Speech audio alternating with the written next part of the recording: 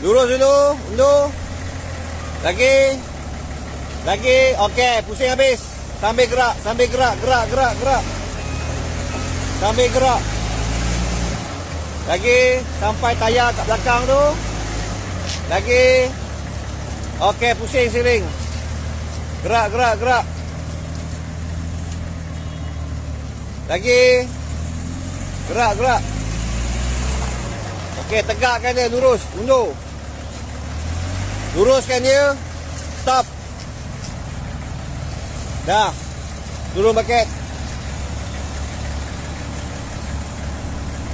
Baik. Kat tangan. Okey, keluar balik.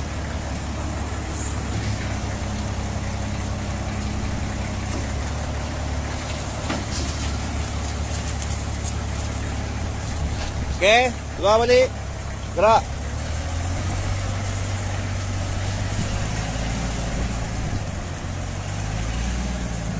Alright, masuk L.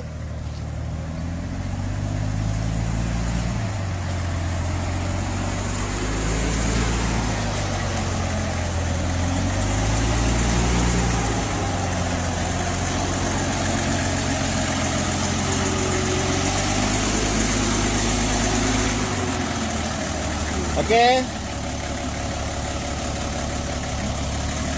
Pusing habis.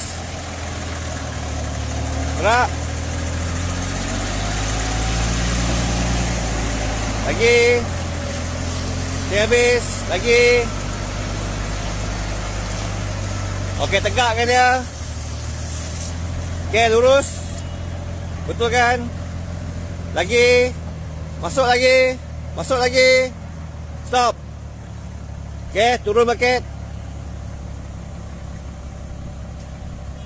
Baik, angkat tangan. Okey, keluar balik.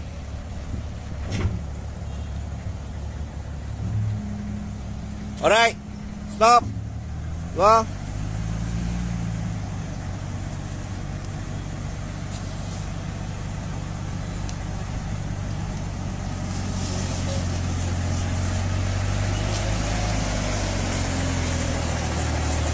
Keluar. Okey, baik. Ada je. Kan, kalau nak jerit-jerit, ada tempat dia. Tapi bukanlah menjerit. Sebab kalau cakap slow, bukan didengar pun. Kan, sebab bunyi enjin tu lebih kuat. Okey, bukan marah. Jangan risau. Tenang-tenang sudah. So, lagi jom belajar H plus H. Jentera berat beroda.